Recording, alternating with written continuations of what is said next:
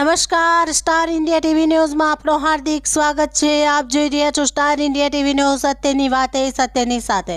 મુખ્યમંત્રી શ્રી ભૂપેન્દ્રભાઈ પટેલના અધ્યક્ષ સ્થાને રાષ્ટ્રીય બંધારણ દિવસ નિમિત્તે રાજ્યના મંત્રીશ્રીઓ, ઉચ્ચ અધિકારીશ્રીઓ, બંધારણના તજજ્ઞો તેમજ અન્ય મહાનુભાવોની ઉપસ્થિતિમાં ગાંધીનગર ખાતે ભારતીય બંધારણના અમુક વાંચન કાર્યક્રમનું આયોજન કરવામાં આવ્યું હતું।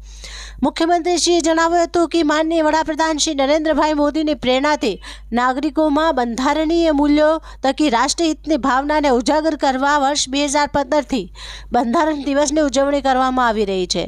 મુખ્યમંત્રીશ્રીએ દેશના બંધારણને ધર્મગ્રંથ ગણાવતા બંધારણના નિર્માણમાં મહત્વપૂર્ણ યોગદાન આપનાર ગુજરાતના સપૂતોનું સ્મરણ કર્યું હતું।